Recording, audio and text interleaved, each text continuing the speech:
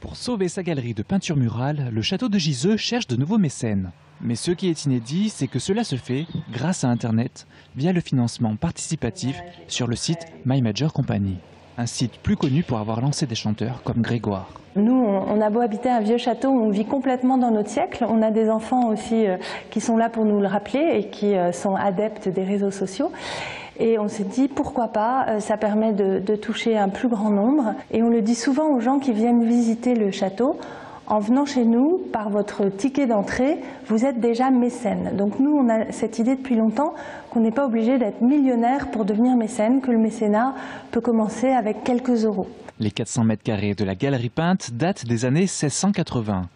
Elle représente des scènes de chasse et des châteaux royaux comme Vincennes, Fontainebleau, Versailles et Chambord. Le problème, la moisissure attaque la peinture et avec l'humidité, un champignon se développe.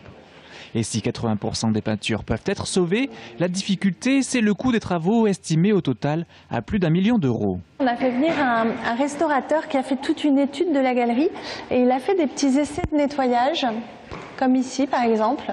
Avant, on voyait à peine ces personnages, ils n'étaient pas plus visibles que ceux-là. Vous voyez, on sait qu'ils sont là, mais on les voit à peine.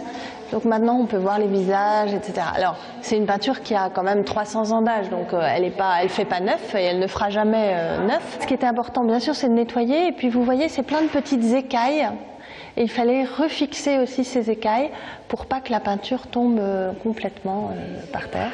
Une association de mécènes américains, French Heritage Society, a décidé de venir au secours de la peinture représentant Fontainebleau, en donnant 30 000 euros.